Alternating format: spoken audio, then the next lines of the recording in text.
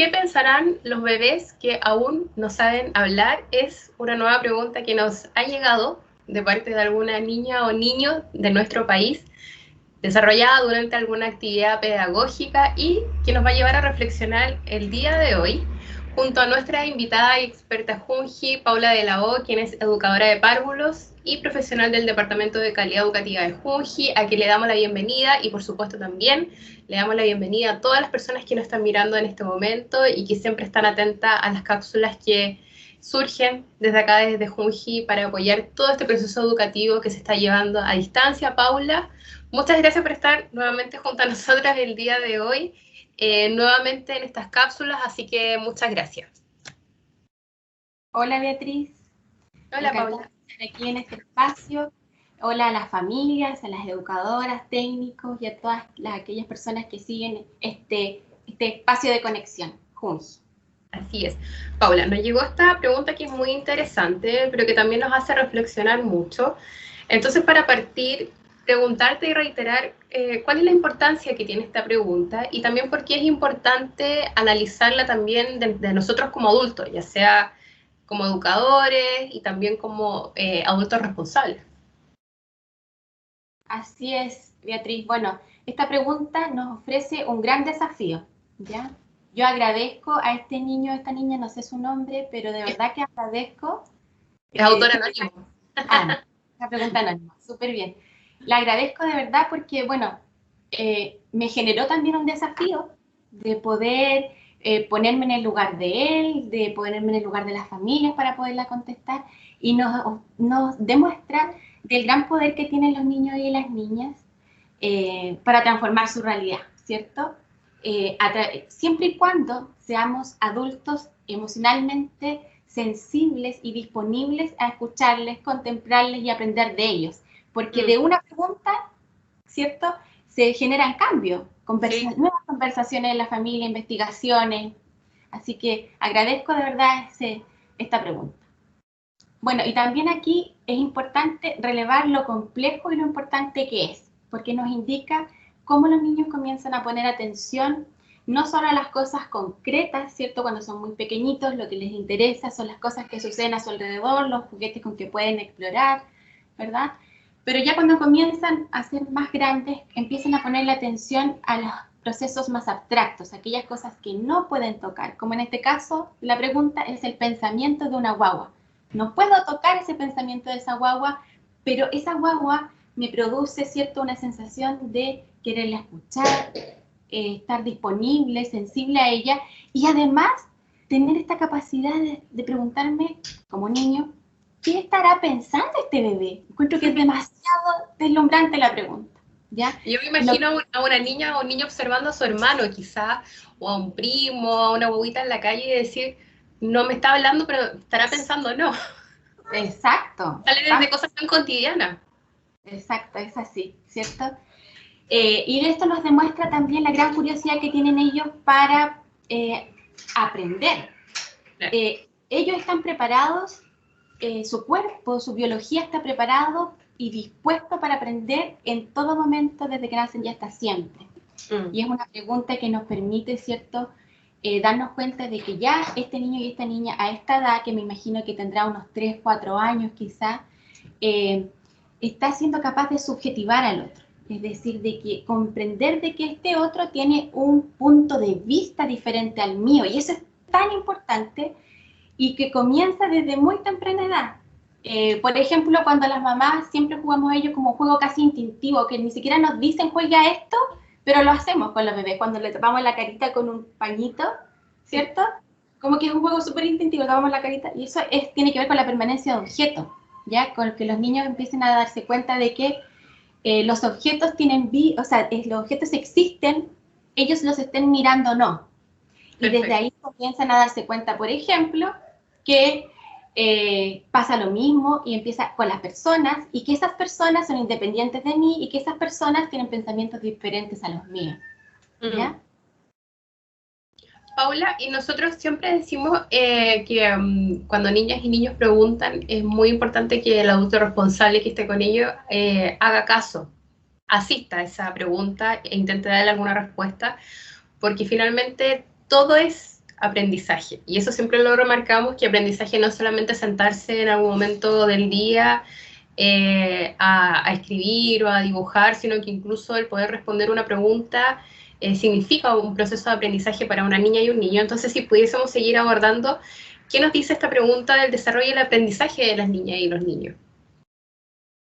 Bueno, importante también aquí mencionar que nos va diciendo muchas cosas que son relevantes. Nos va diciendo que efectivamente esta es una pregunta muy sensible, como ya lo mencionamos, que te das cuenta de que con esta pregunta se puede filosofar, ¿sí? Con las niñas y los niños.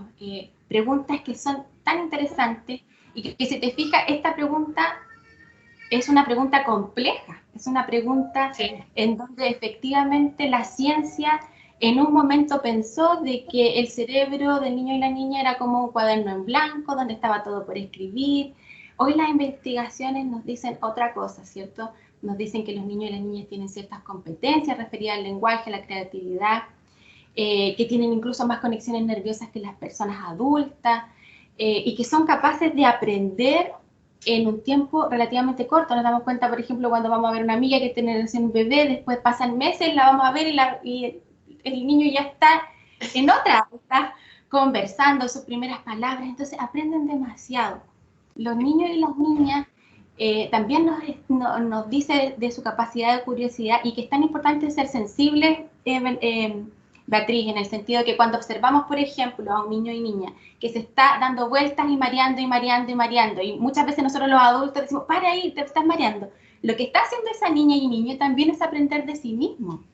O cuando se encuentra con esta abuelita que está durmiendo en el sofá y va y le abre los párpados y quiere saber qué hay detrás de los ojos, le abre la boca, la lengua, es porque también quiere saber y conocer de sí mismo y de los demás. Es la manera que tienen los niños para aprender. Entonces lo que tú dices es súper importante, cómo somos sensibles y efectivamente ponemos atención de que todo lo que hacen los niños de manera cotidiana, porque el aprendizaje en estas edades se realiza a través de la experiencia, de las sensaciones. Entonces, todo lo que sucede en un día a día nos puede dar una oportunidad para fomentar diversos tipos de aprendizajes con los niños. Aparte que se asume, Paula, que el lenguaje es solamente verbal, cuando niños y niños, sobre todo en esta edad en la que todavía no desarrollan el lenguaje verbal, sí se están comunicando de una u otra forma. Sí, como dices tú, por su cuerpo, en su cerebro, están pasando miles de conexiones, están observando, entonces también es una etapa muy crucial. Exacto, no todo lo que, porque a veces los papás dicen, no, mi hijo no habla. Y si no habla no significa que no está pensando. Okay, eso te iba a preguntar, ¿qué pensarán los niños que no hablan? Entonces finalmente es como, ¿a qué nos lleva esta pregunta? Yo creo que es lo que dices tú, o sea, hay algo en ese niño que sí está pasando, en esa niña que sí está pasando. No porque no hable significa que no, por su cabecita no están pasando miles de cosas. No, pues efectivamente somos personas tan complejas, los seres humanos somos seres tan complejos que nos están pasando cosas desde que nacemos, los bebés chiquititos con sus reflejos, ¿verdad? Después empiezan a jugar con esto de la causa y efecto, lanzan y lanzan la pelota y a veces los mamás, los papás nos aburrimos de pasarle nueva la pelota, pero la tiran de nuevo porque están explorando, eso es causa y efecto, se quieren hacer una idea del mundo, ¿ya? Entonces, efectivamente tenemos que ser sensibles, y volver ahí atrás lo que mencionábamos, hay personas que efectivamente piensan que los niños que no hablan, ¿para qué los voy a conversar? ¿Cierto? O cuando conversan, les respondemos algo súper cortito. Ah, qué bonito, ¿cierto? O una frase muy simple. Pero eso efectivamente es un error. Nosotros, la posibilidad de observarlos, de cuando ellos están descubriendo algo, de acercarnos a ellos en el momento preciso para generar una conversación interesante, les va a permitir a ellos efectivamente abrir sus posibilidades de aprendizaje y con ello su pensamiento, ¿ya? Porque el pensamiento se va produciendo en la medida en que los niños y las niñas juegan con su entorno, tienen más posibilidades, sensaciones, experiencias, etcétera, y con mayores posibilidades de aprendizaje o mayor lenguaje también está, y sensaciones y experiencias, mayor posibilidad también de tener un pensamiento mucho más complejo. Y sobre todo, Paula, si sienten que desde el otro lado también hay una respuesta, porque como dices tú, muchas veces no se genera un diálogo con los niños que son más pequeños porque como no han desarrollado el lenguaje verbal, se tiende a dar frases más cortas, como, sí, qué bonito, mira esto. Pero qué bonito sería que la niña y la niño vea una respuesta desde su adulto responsable. Entonces, Paula, para finalizar, y que tiene que ver con lo que te estaba preguntando, ¿qué podemos aprender de las niñas y niños con esta pregunta y cómo el adulto también tiene que responder? Si podemos subrayar esa parte, sobre todo, Paula, porque siempre lo reiteramos, estamos en un periodo de pandemia, que no ha sido fácil, las niñas y los niños han pasado más tiempo en sus casas de lo que pasaban quizás el año pasado, los años anteriores, ha sido un desafío para la familia, hay mucho más tiempo para el contacto también, para el contacto familiar, que es un espacio que se debería aprovechar. Entonces, para finalizar, esas dos preguntas, ¿qué podemos aprender con esta pregunta que nos dejó esta niña y el niño? Y también, ¿cuál es el rol que tenemos nosotros como adultos responsables? No solamente como educadora, sino que como mamá, papá, tía, tío, abuela, quienes convivan con una niña o un niño dentro del hogar. Porque siempre de repente se le deja la tarea además a la mamá o al papá, pero finalmente todos conviven en un espacio muchas veces con una niña o un niño. Somos todos, somos comunidad, somos barrios, somos todos. Los niños pasan mucho tiempo jugando con sus pares en las plazas o en no sé, en diferentes espacios. Entonces somos todos responsables de la niñez. Y para eso también es importante relevar de, primero, tener mucha claridad de que el lenguaje expresivo, verbal, no es la única forma de lenguaje, de que los niños tienen muchas formas, 1000 lenguajes, ¿cierto? Hablar es una de ellas, pero también sus gestos, atender a sus gestos, atender a sus expresiones corporales, la pintura, la danza, la música, la fotografía, las señas. No hablar también es una forma de lenguaje. Cuando un adulto, por ejemplo, se queda callado, tú lo dices, no está pensando nada. Hay algo ahí detrás, ¿cierto? Sí. Entonces, siempre los adultos debemos estar emocionalmente dispuestos a aprender de ellos, ¿verdad? Siempre los niños y las niñas van a tener algo para regalarnos, algo para ofrecernos humanamente. Cada niño con su nombre en particular tiene algo que regalarnos a nosotros como adultos. Nosotros tenemos que ser sensibles a aquello.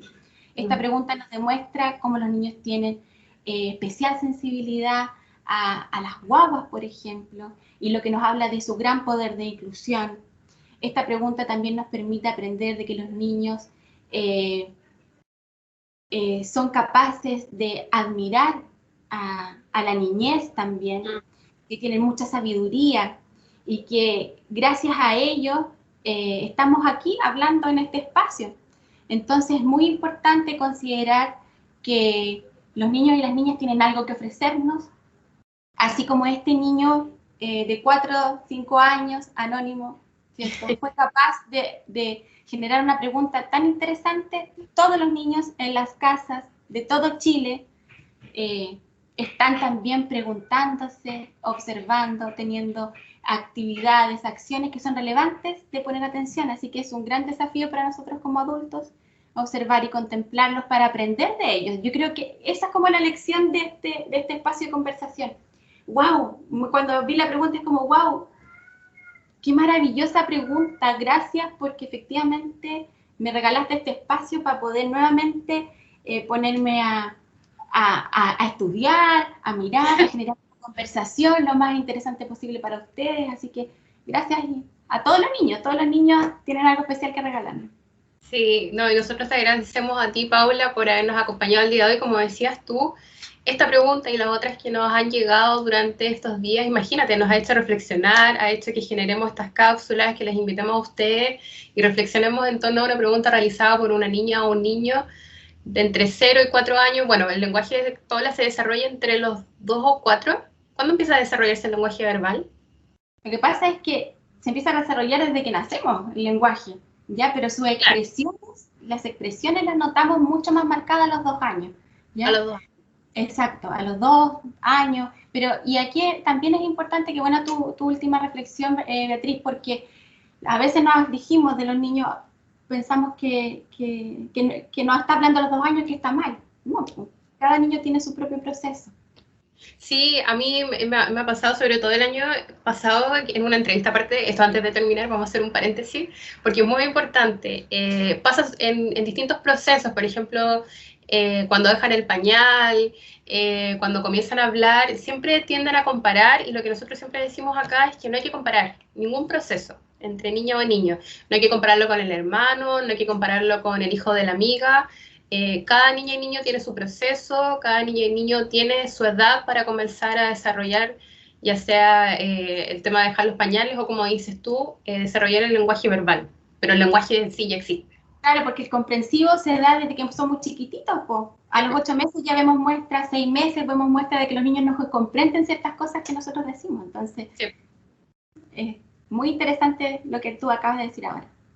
Bueno, entonces no a comparar, pero sí a tomarles y a prestarle toda la atención del mundo, porque al final nos terminan sorprendiendo. Y es lo que nos pasó el día de hoy. Así que muchas gracias, Paula, por estar junto a nosotros. Agradecer también a quienes se conectaron, a quienes miran estas cápsulas. Recordarles que Junji está en pleno proceso de inscripción, el que se extiende hasta el 30 de diciembre, así que sabemos que nos miran muchos equipos educativos, muchas familias también, así que para que pasen el dato. Continúa el proceso de inscripción, solamente deben ingresar a junji.gov.cl y ahí va a estar toda la información disponible, y esta cápsula también va a quedar guardada aquí en Facebook y posteriormente se sube a YouTube para que la vean las veces que quieran. Paula, muchas gracias nuevamente, y bueno, a lo mejor nos encontramos más adelante respondiendo otra pregunta. Ok, gracias, Beatriz. Chao. Un abrazo, chao.